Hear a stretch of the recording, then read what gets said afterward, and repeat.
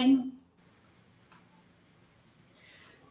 up another man land, I getting nothing. My culture, creed, and race, wherever it was placed, I'm going to find it. Oh yes, I'm going to find it. Because I want to go, but the land too far. I want to go, and I'm begging Jah over yonder, where there's many, many moons yonder. I want to go back to Africa. The reason why I wrote that song is when I thought of my great-grandmother that came from Guinea, Africa, were being kidnapped against her will,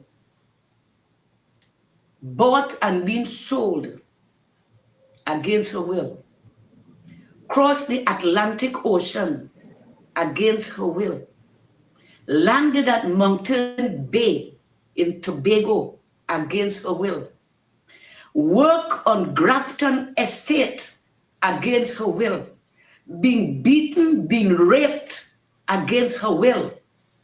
One day, I could when she died, I was 6 years of age, and I could remember her very well. She was a very tall, thin lady with long ears. She came from the Ibu tribe from Guinea, Africa. And in her last days, every evening, she used to stoop down and she used to smoke that charcoal pipe, the tobacco. And she used to watch the sea area of Mount Irving. And one evening she said, "Ow, me pick me, no man know the burial ground." Which means to say, my child, no one knows the place that they will be buried after they die. Knowing that she came from so far and had to die in a country that she did not belong. And I wrote that calypso in the honor of my great-grandmother, Martha Paul. And remember, the Paul was a slave title. But she was an Ibuan. And that would give me that power to be so strong spiritually. Spiritually, I'm very strong.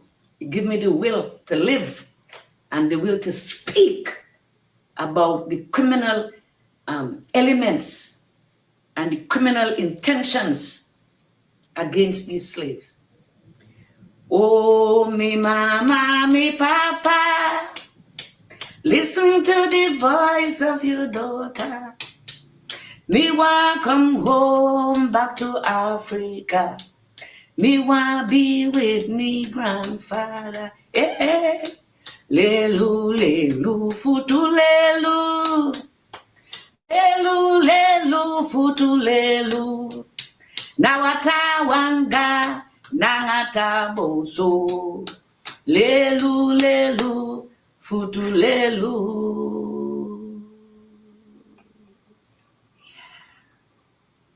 And as you know, Miriam Makeba and I have performed many times before.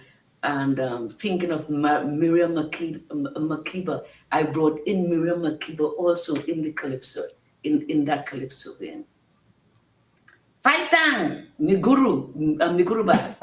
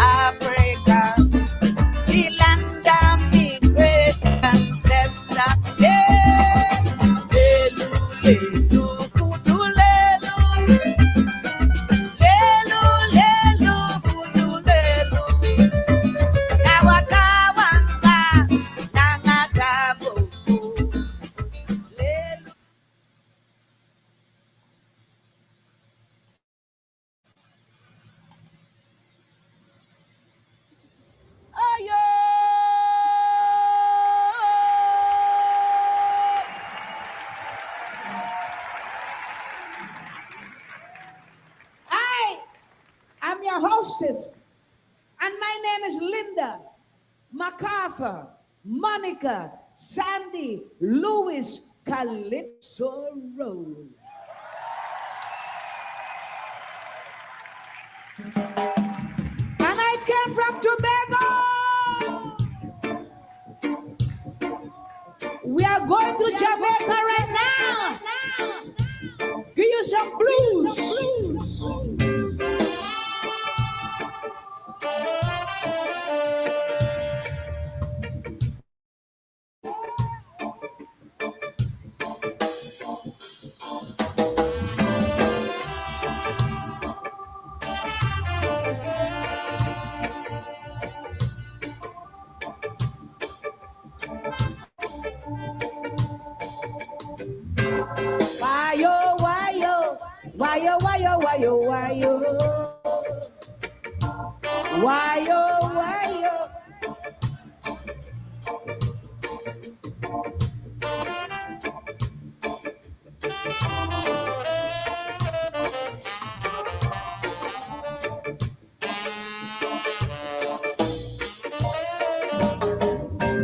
Sitting by the ocean, the way she feels so sad. Sitting by the ocean, the way she feels so sad. She ain't got no money to take she back to Trinidad. Fine Calypso woman, you cooking shrimp and rice. Fine Calypso woman, she cooking shrimp and rice. Those jockey hot dogs, treat his stomach very nice.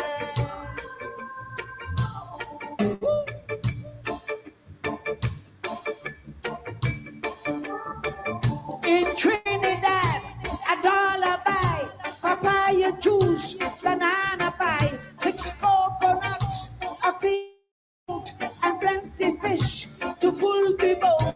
A bush of bread, a bottle of wine, and all because she come to find oh yeah.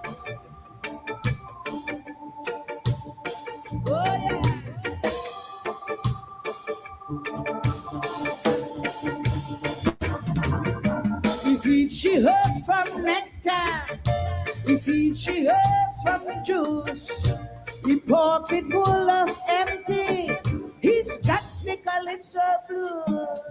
This jockey girls give him a scare, his blacky roots and brandy hair, his eyeless falls, her name is Pink, and perhaps not the girl she ain't. She take a bob when she should waltz. I even think her name was false. Calypso girl is good a lot. Is what you see is what you got.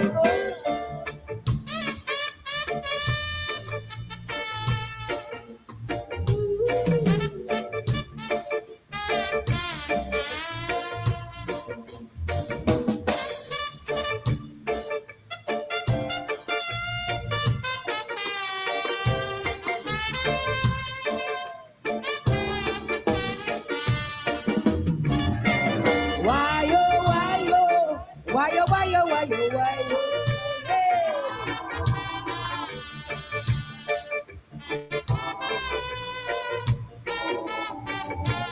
Why oh, why oh, why oh, why oh, why oh, why oh.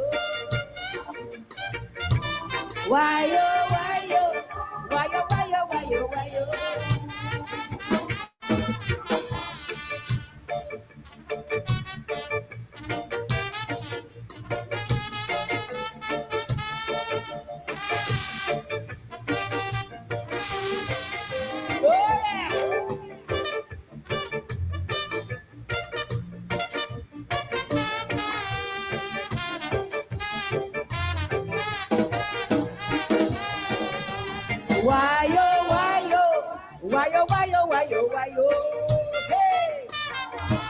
Why oh, why oh, why oh, why oh, why oh, why oh.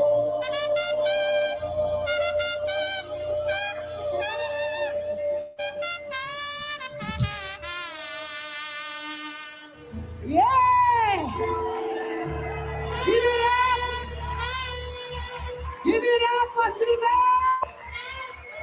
Give it up one more time for Sylvain.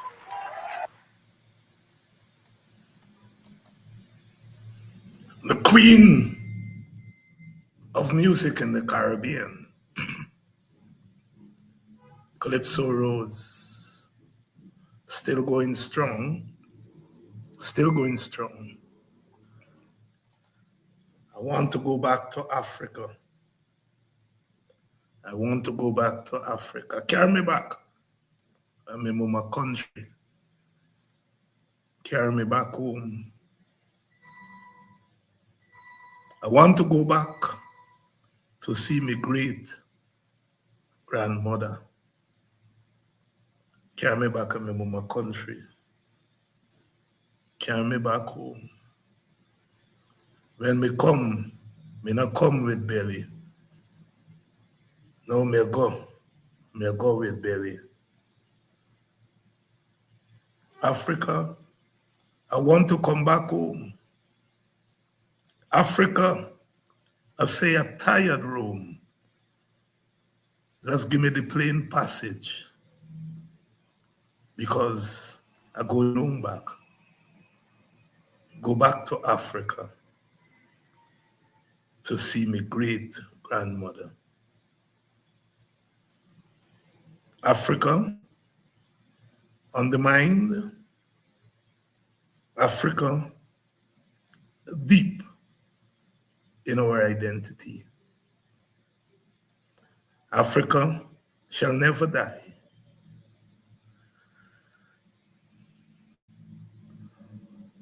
Africa, Africa. Tomorrow morning, we'll go where? Tomorrow morning, we'll go where? Go back to Africa. Good evening and welcome to Politics 101. Another evening, another night of watch, another day has come.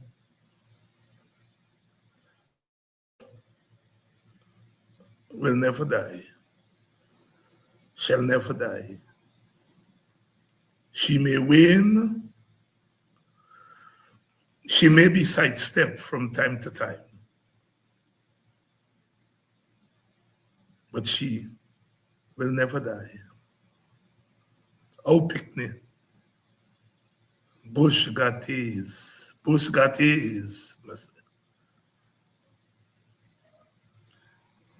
we say Yangadona,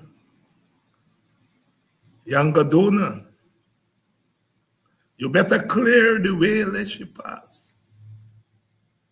And when you see Yangadona with your red, green and gold,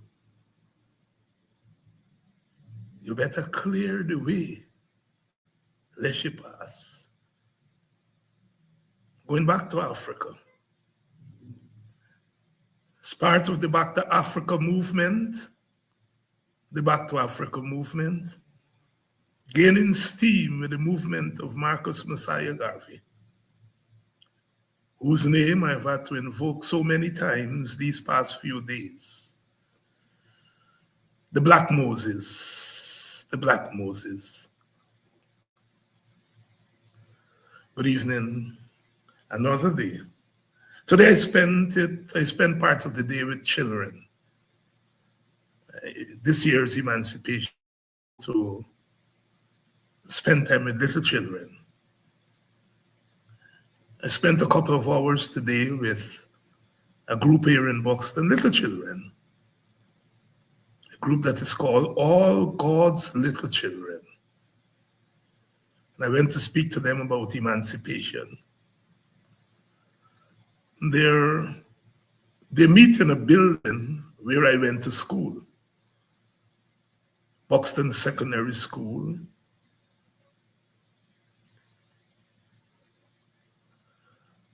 The building no longer houses a school, but a villager, Mr. Wagan Gardner, he is toiled to refurbish the building and the club, the children's club, meets there. And I hadn't gone into that building in decades, since they'd removed the school from there. And today when I went in there, I jumped, because the children were meeting in a corner of the building where I sat as a student more than 50 years ago. The class was 4 Science, 4S. And our class was in the very corner. It's now a little room.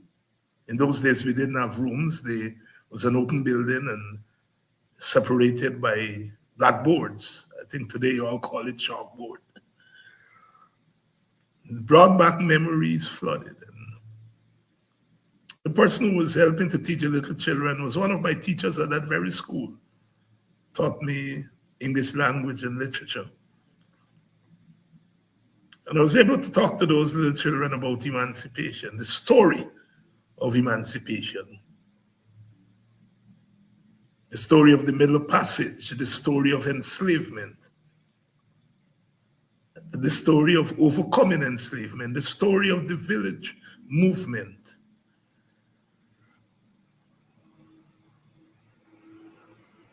The story of humanization of the coast. It's a story that should empower a people, empower them to stand tall and to stand strong and to demand their rightful place. It's a story of sadness, a story of joy, a story of triumph.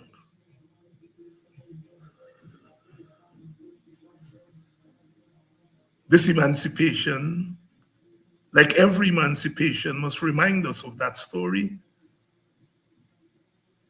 and propel us to live out that story. The village, the village, the village. I hear so often people say, our foreparents bought villages. No, they didn't buy villages. To say they buy villages is to say that villages were there before and they buy them. Oh no, they bought land and they created villages. I have to be very careful, because young people today are digging back into our history and, sometimes they make mistakes because they are not using the right tools to examine our history. So often we hear people talk about the slaves coming from Africa. No, slaves did not come from Africa. People came from Africa. And they were enslaved against their will. They were enslaved against their will. In the same way, our foreparents didn't buy villages. They bought land. They bought land with cash money. And then they created villages. And in the process of creating, what they were doing was that they were turning the wild coast into a civilized coast, making their mark on their own civilization. We are more than just a race of people. We are a civilization that has expanded to include other ethnic groups that later came, and groups that were here before us, or Amerindian brothers and sisters. So we were never slaves. We were enslaved against our will. We fought against slavery and we defeated slavery. We then bought land and created villages that together became a civilization. Oh, what a great people. I may have caused in church a couple of days ago, when I referred to the intellect of those who were able to buy land and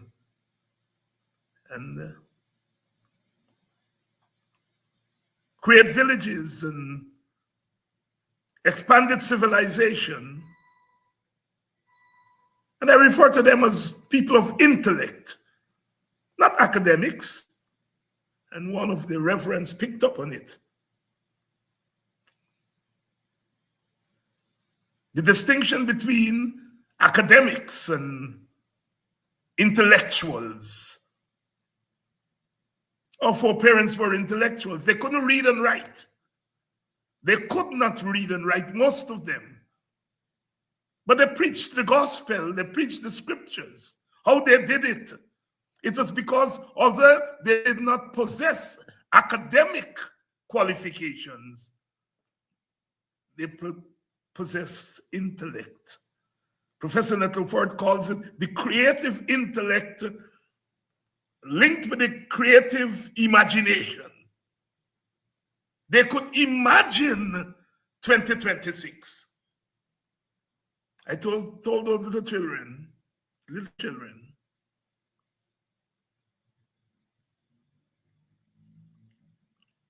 that their foreparents imagined them, and that is why they created schools.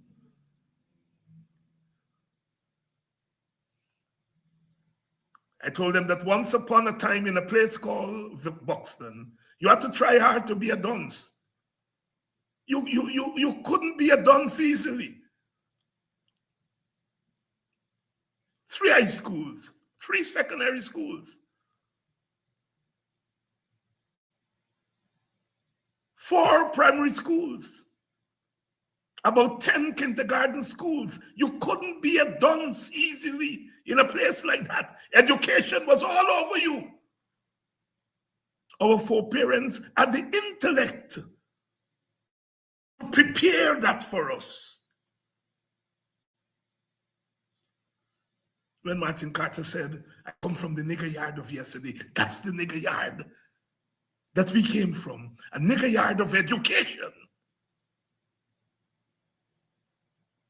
One of the parents and leaders of the club there, young lady that I taught at Lessons Place here in Buxton decades ago, she came up to me and she said, Dr. Hines, I said, yes. I said, how are the children? She said, well, they all grow up now. She said, one is an engineer, one is a teacher, one works at the GRA, and the last one just finished her law thing at UG, and she's about to go to Trinidad. She said, what you and your brother George and brother Quayana instilled in me, the value of education, I pass it on to my children. And they made me proud. Last night I said I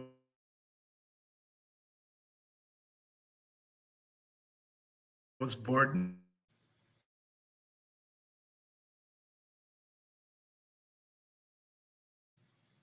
Those stories that lifts us and spurs us on to tomorrow.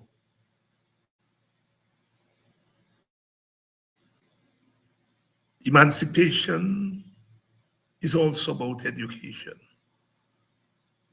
And there have been so many people, some of them Africans, have told Africans that they must abandon education. They must abandon education and they must go and learn trade, and they must go and get into business and so on. Why can't you get into business and also seek education? Why can't you learn a trade, but also learn to read and write and spell?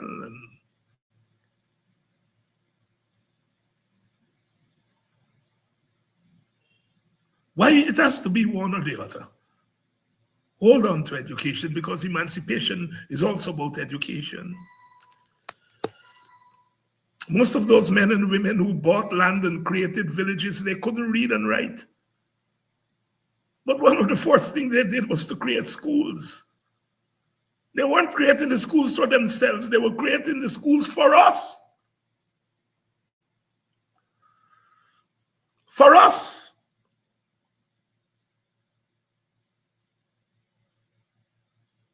I reminded Teacher Finella today that in Form 2, 11 years, 12 years, the most? I think so, 12 years. I think 13 years, most of us were.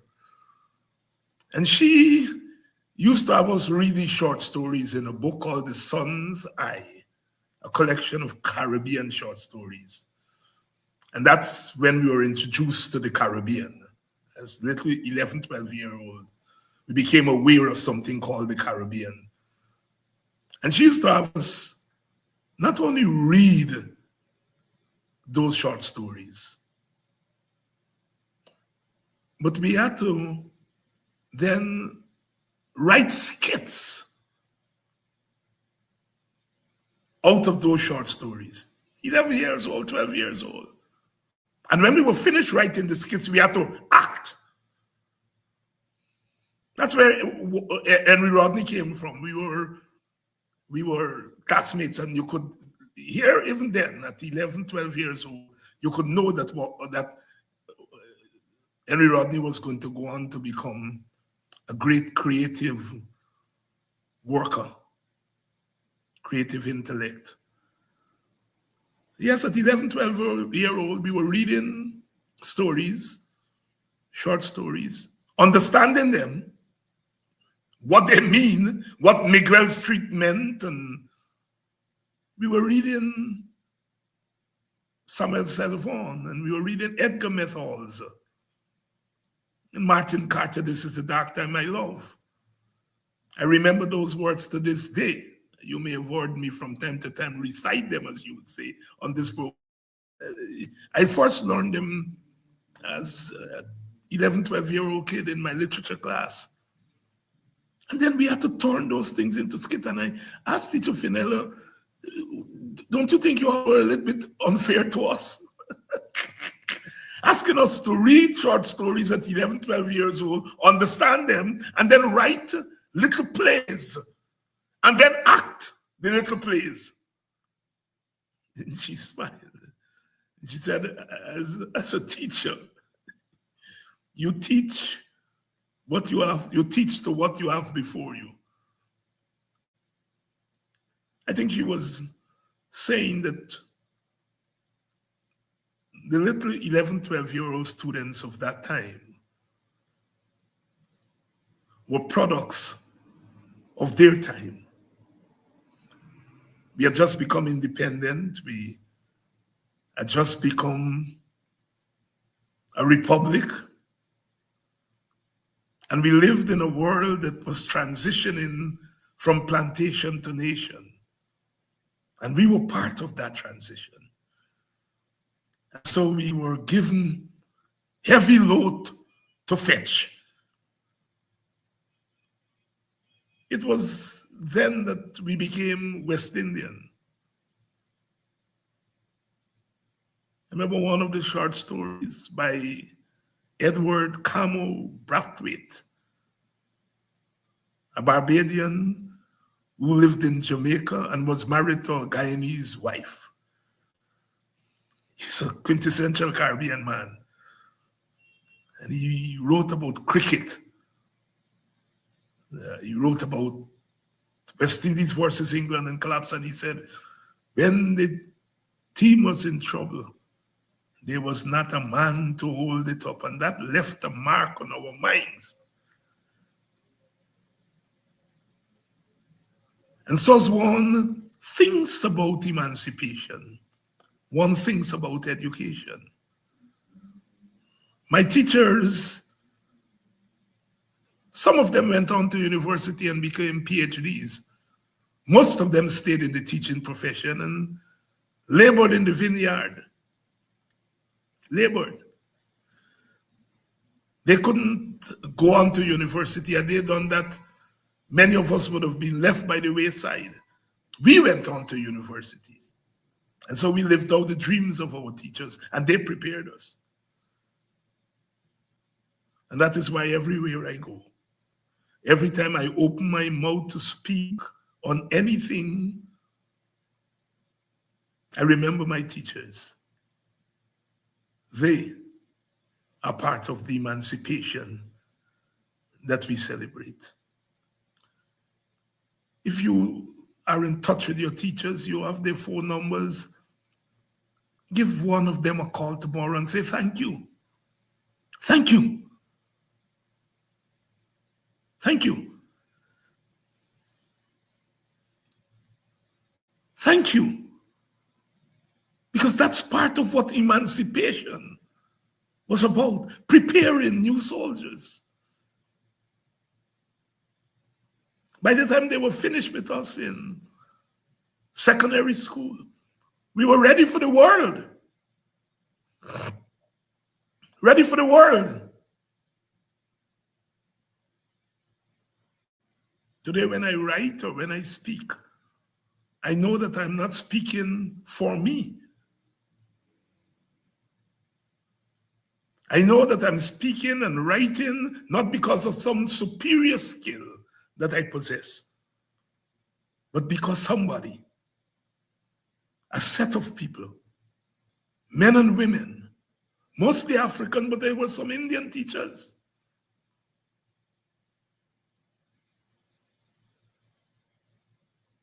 my fourth standard common entrance teacher, there were two of them.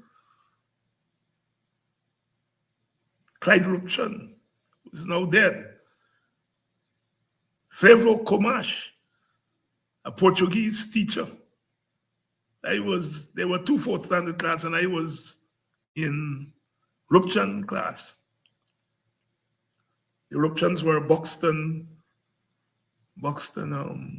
family. His father was a goldsmith. I think he has a daughter now who is a permanent secretary. Different ethnic groups, but you felt as though they were your parents.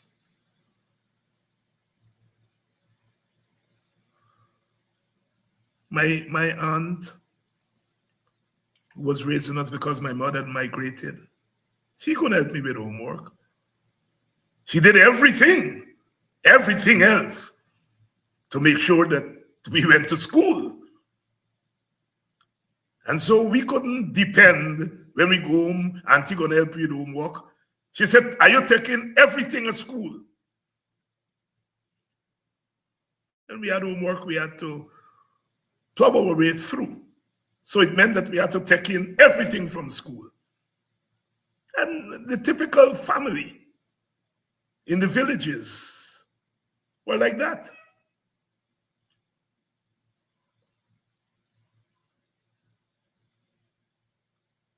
I went to Winston Jordan's office at the Ministry of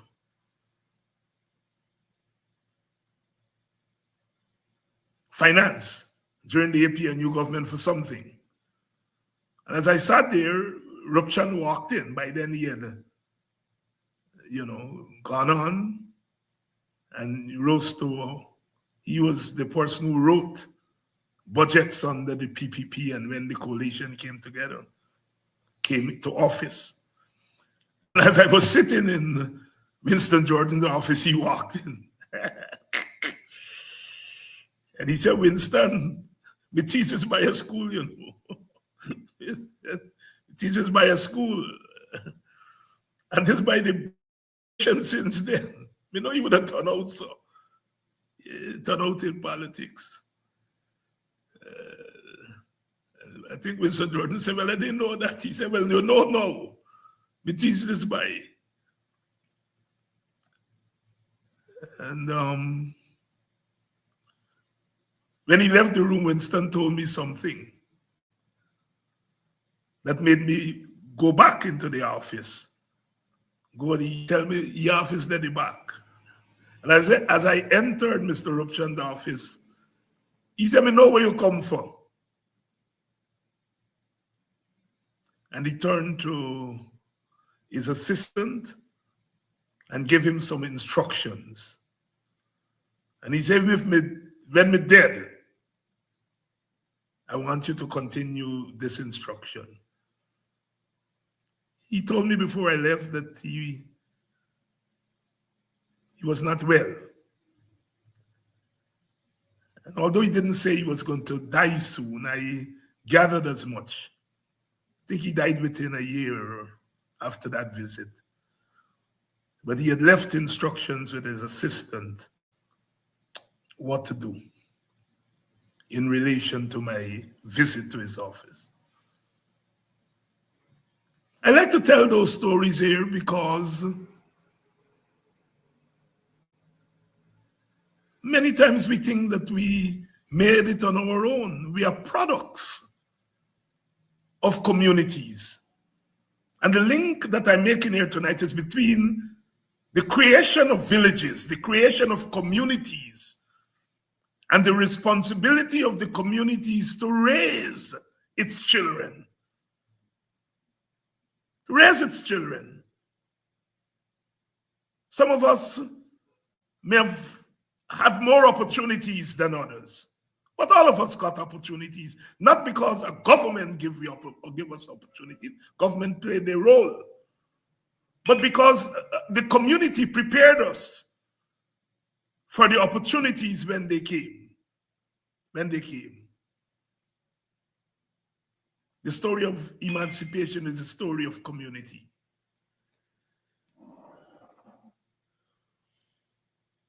It is no accident that most of the teachers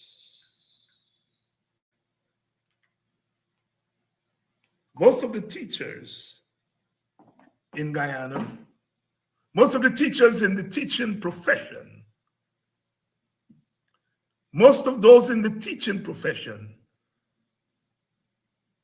they're Africans and they're women. It is not that Africans were born to teach or women were born to teach.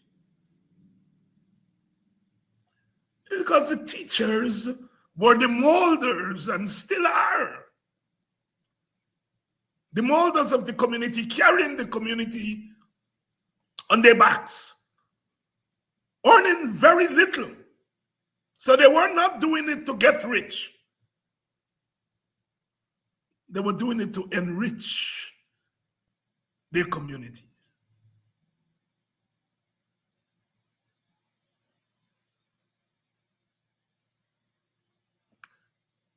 You see, when we were at school and we did English and literature and history and geography, they said we were in the arts stream. We were doing arts, the arts subject.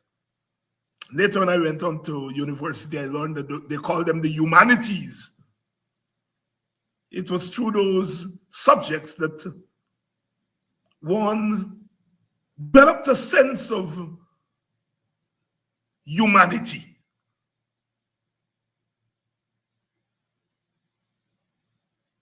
You went on to appreciate music and dance and painting and poetry and prose, what they call the fine arts. And you learn tools. You learn tools. I think it must have been about 20 years ago, Eddie Green, the former chancellor of the university, Professor Eddie Green, he worked at CARICOM for a little while,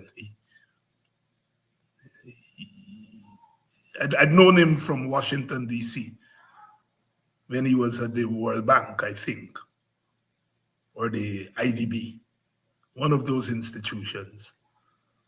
And I got to know him there.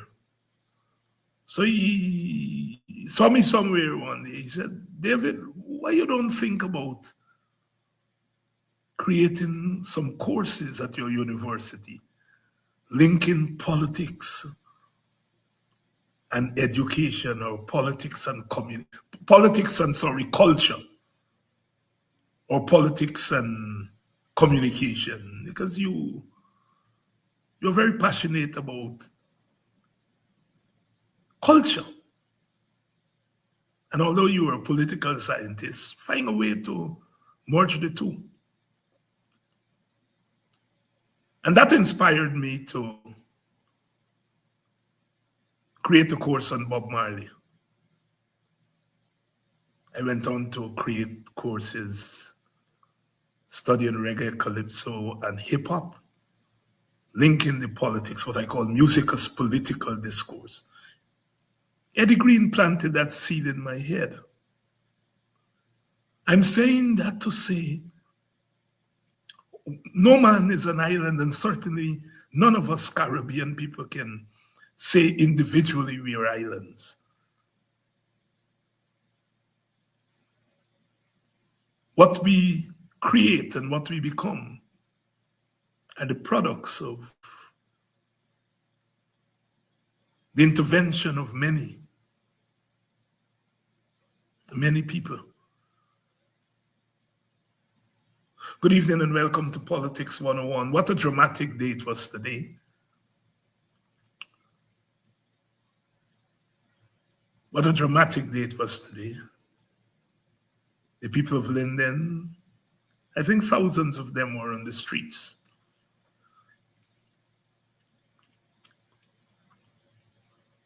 You see, I go back to the humanities.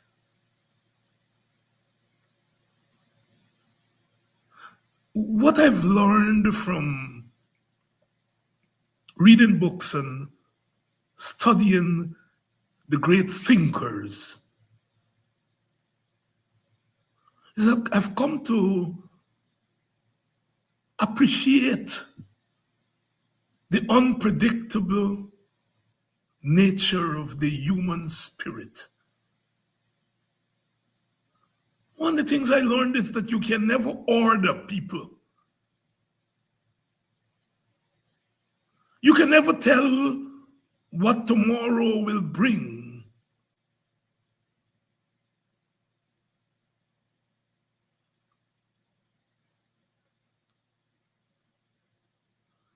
So many of us, understandably so, have asked, what is wrong with Guyanese people? What is wrong with Black people? Why a government which makes no pretense about its intention, its preparedness to beat people into submission? What is wrong with Guyanese?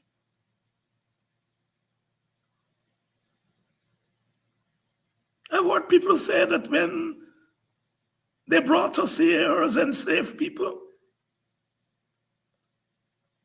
they send the weakest and mildest people to Guyana.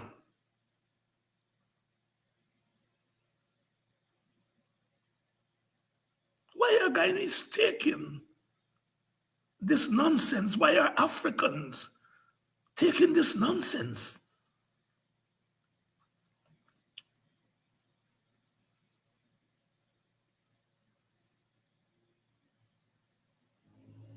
And then one Saturday night, a ship sank.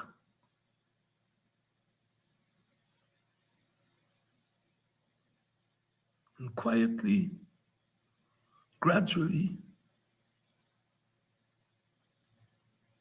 people became incensed.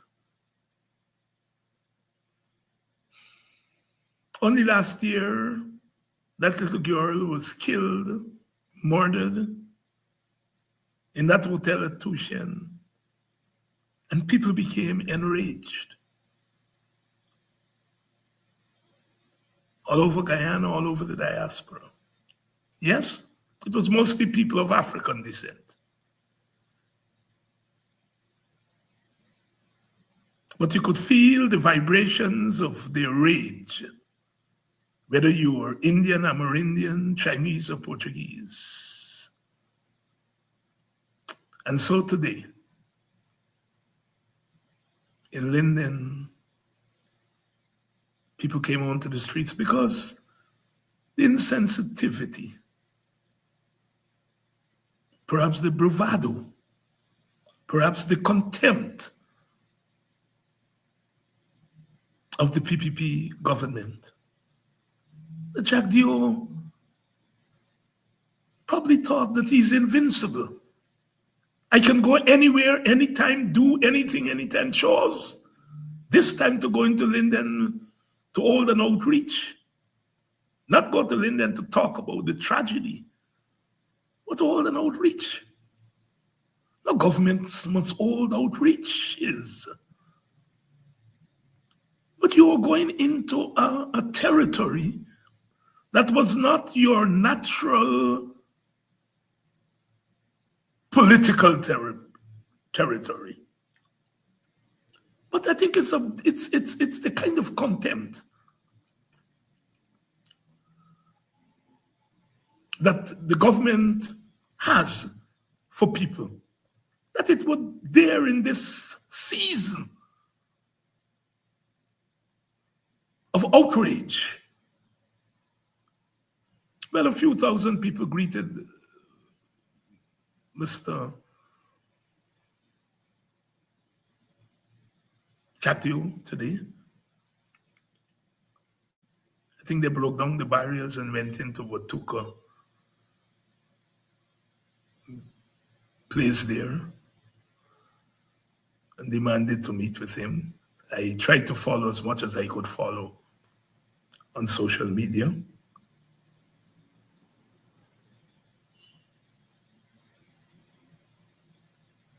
We saw glimpses of Linden. Saw glimpses of Linden. Righteous indignation. Righteous indignation.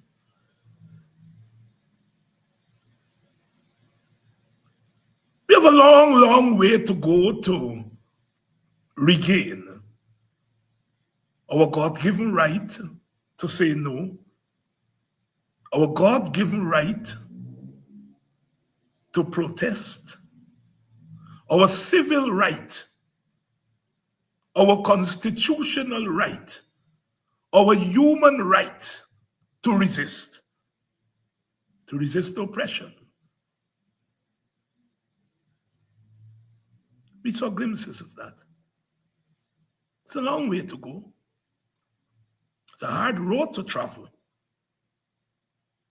But today was better than yesterday. This week was better than last week in that regard.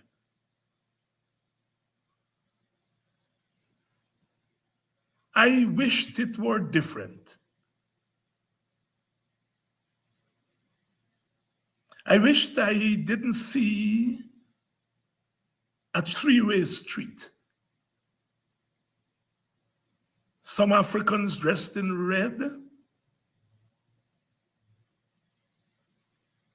some looking blue, and some looking green.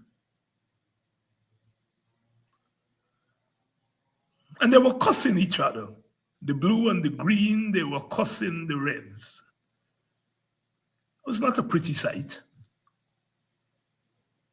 That's not what emancipation meant and means. But there were Africans who were prepared to allow themselves to be used as props. No other than a former minister under the coalition government, standing up and praising the PPP. Now, I don't mind people praising the PPP if they deserve praise. I don't care who you are. If the PPP deserves praise, I am not going to deny people that right to praise the PPP. But give them everything that the PPP has done to Africans, to the people of Linden, Region 10. Give them the backdrop of the present tragedy. An African-American, African Guyanese, former minister, all of that could allow ourselves to be taped, singing praises to the PPP. And I saw so many other African women being paraded by the Guyana Chronicle. I paid keen attention to what they were saying today. The Guyana Chronicle, social media website, Facebook page, parading African after African, singing the praises of the PPP. I am very careful because I don't want to deny individuals their right to admire and join any party that they wish to. That's their right. But you must be conscious when you are being used to con other people. At the time when people are saying Edghill must go, I don't think it's merely that Edghill must demit office. I think pregnant in that cry that Edghill and Indar must go, but Edghill more, is really people's disgust that Mr. Edghill will face the camera as the voice and the face of this tragedy. I think that's the rage you're hearing when they say Edghill must go. I am taking the license here to interpret people's action. Because often,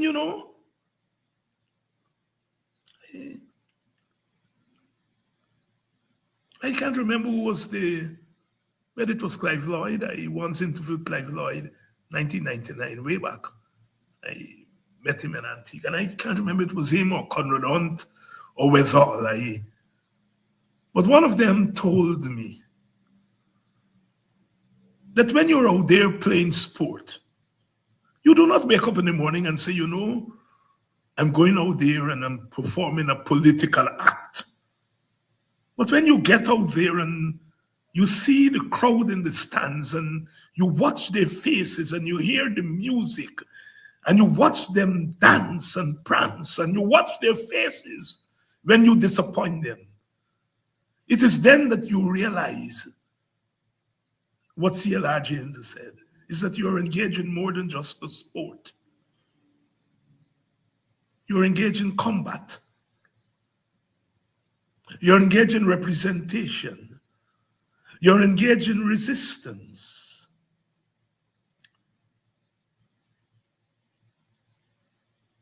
And so, you're an African. You have to be blind not to realize that the majority of Africans resent the PPP. They resent the PPP. And yes, you're a member of the PPP.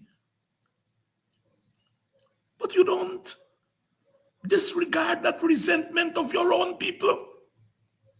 I came up as a child in the 1970s. I know the PPP had African people, and the PPP was in government at that time. Clinton Collymore and Cyril Belgrave and Harold Snag. Shirley, her last name is escaping me, and she's my friend, I shouldn't. Shirley Edwards. So Rohi. But these were not black people who were in your faces. I think they were aware that they were a tiny minority of the African race. And they didn't taunt African people.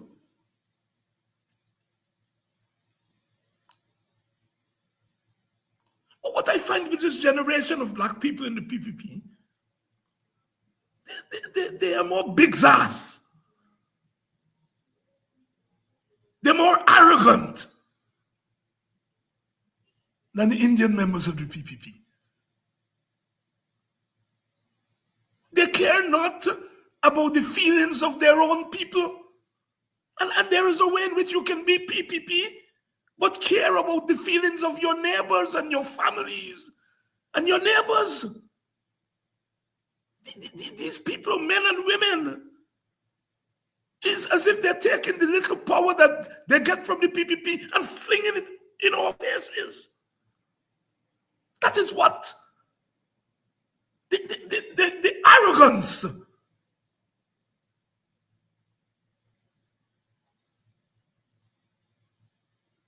I listen to them. Some of the younger ones, I won't even call their names, because when I call names here, they think that I'm referring to them personally. So I won't call names. But some of the younger ones say and do the most distasteful things. You hear some of them speak, and they make sense for 2 minutes. And by the time they get to the 3rd minute, it's like some bad spirit pulls them in line. And they lose their sense of balance and their sense of reason.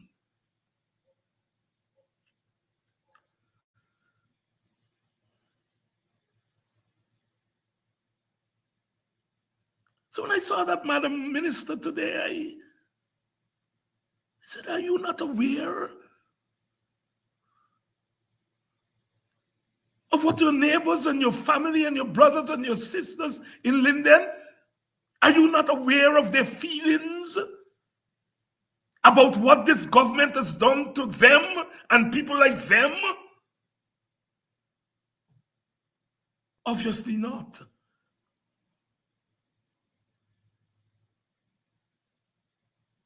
I don't mind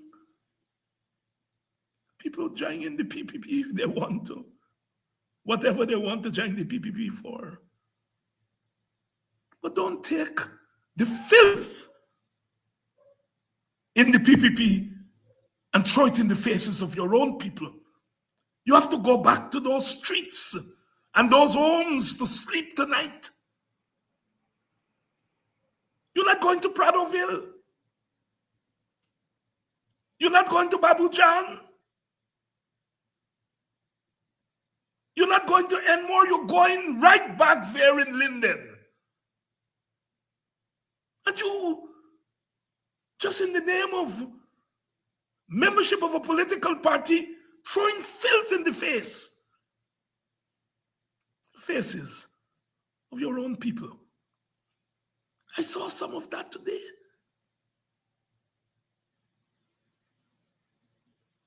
If some black people choose to follow Muhammad, and PPP people have a problem with Muhammad, cuss Muhammad. But the way in which black people were cursing each other today.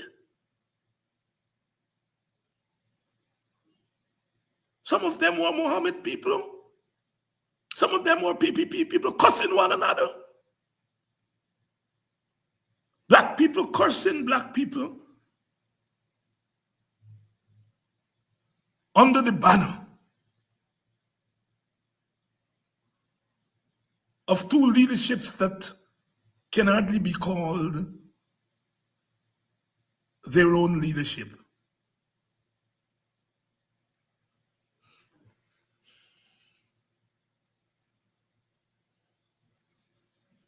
It tainted the protest today. Tainted the protest. Tainted the protest. The APNU was there, Aubrey Norton and others were there. And I was glad that their people were not front and center of the cussing down.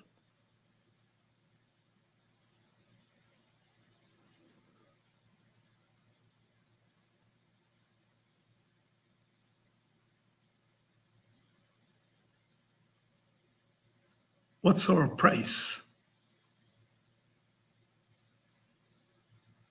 What is our price? It's obvious that we do have a price. And they're all aware that we do have a price and they're prepared to pay that price.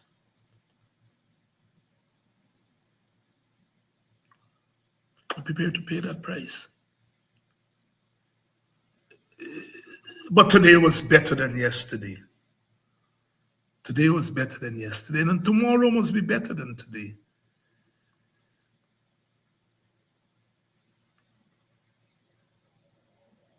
It pains to see our people being used and abused and allowing themselves to be used and abused in the name of the political party. We are more than that. We are more than that. Yes, today was better than yesterday.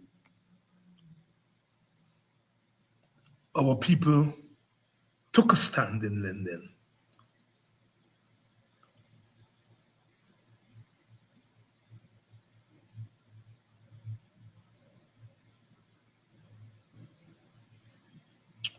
One multiplied by 3 is still 3, but 3 parts.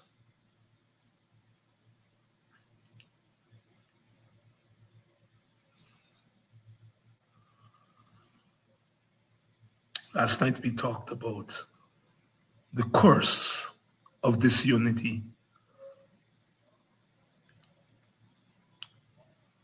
We are never going to get party unity. I don't think the PPP, the PNC/APNU, and WIN will ever unite on anything. I hear some good people say that natural tragedy should bring us together. But slavery was the most heinous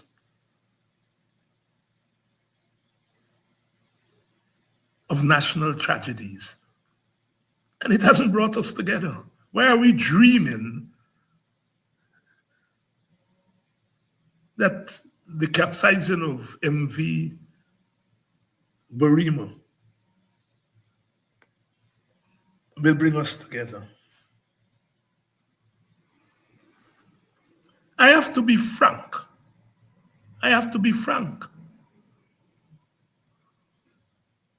The unity that we are talking about at the political level is not going to happen. But don't gonna fall. We are not historical enemies because Indian people didn't enslave African people and vice versa.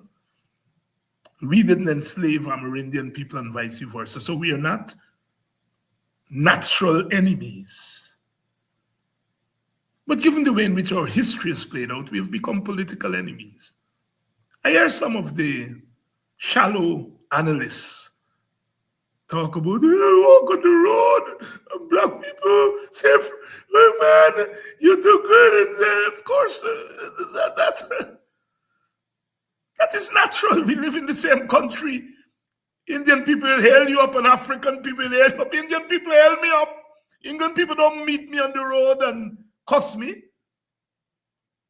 They cuss me on social media, bad.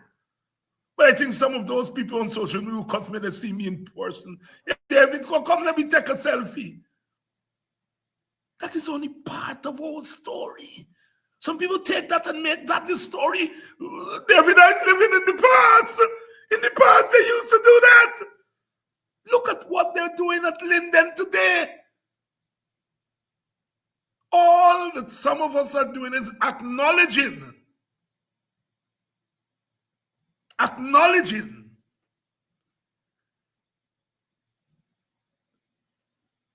the reality of our condition.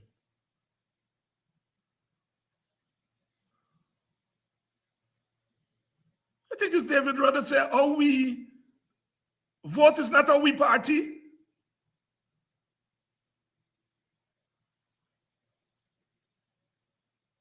The PPP and PNC and WIN and the other parties, there's no coming together. Not tragedy will bring us together. Say ta-ta to that. Certainly not no.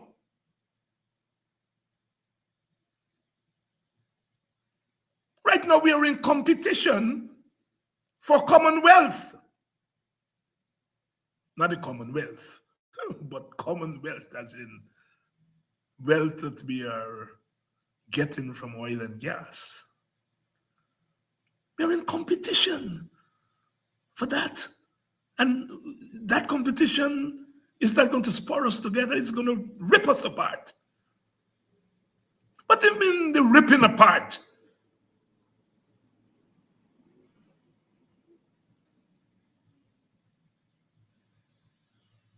we have to make sure that we don't rip apart the community.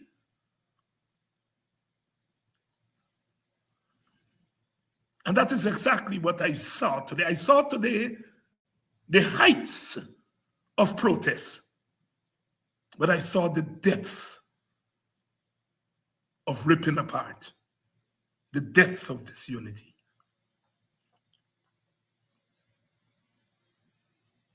I have to be frank.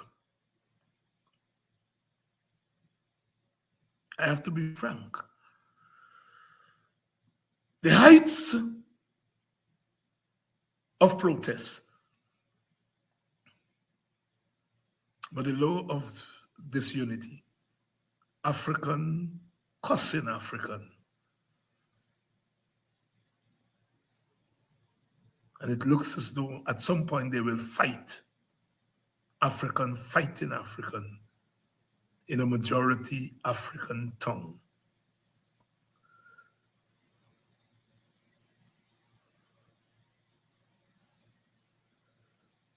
We have to work this through. I suppose those who are mouthing off with the PPP, I don't think they mind what they saw. I think the PPP likes that. They like to see African people disunited. It makes their work easier.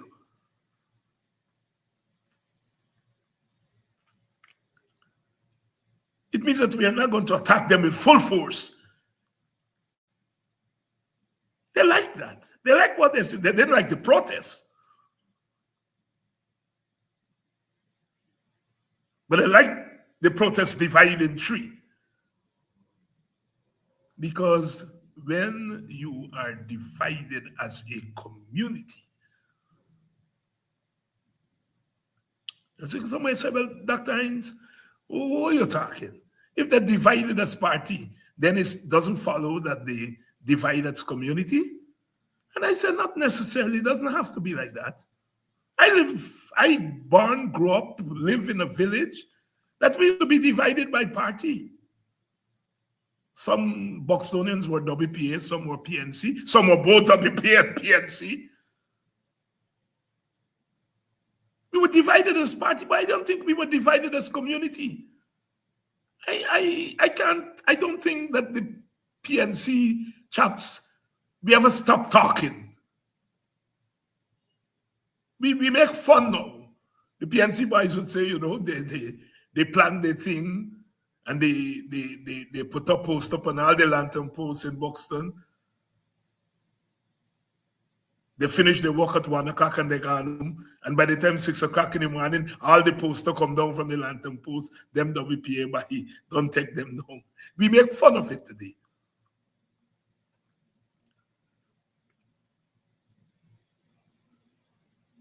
One of my very good friends, one of my best friends today, we used to call him the PNC marksman in the village. I once wrote in a poster that he was the most dangerous man in Buxton. Today we are friends. We never stopped being friends, although we were politically not in the same party. So it is possible to be divided along party lines and not divide the community. At Emancipation Day, we were all together, eating conky, drinking swank, and dancing to the drums, and so on and so forth. But today, like we see at Linden today, those people, they're from the same community, but they're translating their partisan thing into an enemy thing. And that doesn't spell well for Black people. Because when the parties ring their bell, we are going to be answering to three masters. So yesterday was a good day for protest in Linden. A better day than yesterday.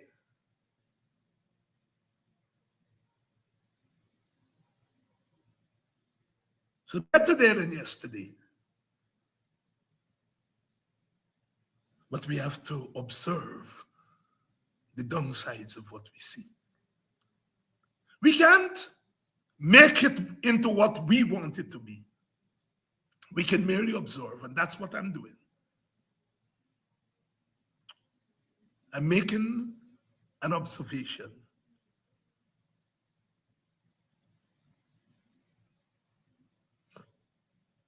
The PPP is destroying Black people. And some Black people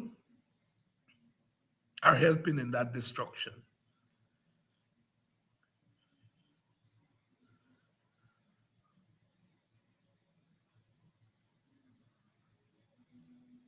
One cannot deny that Brother Mohammed is a fixture.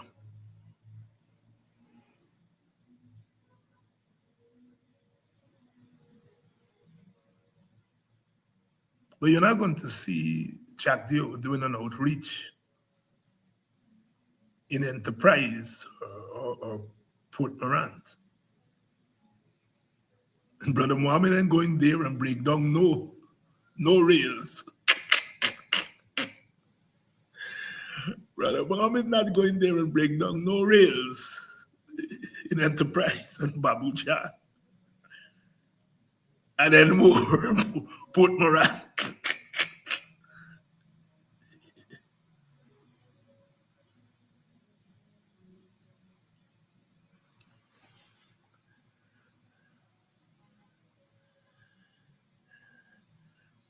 We're watching the ride.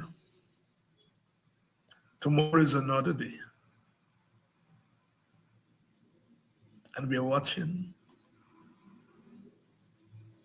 And we're trying to make sense of where we are and where we're going. What we do know is that there is almost universal dislike and disgust. Dislike for and disgust of the PPP. If they didn't know it, they better know it today.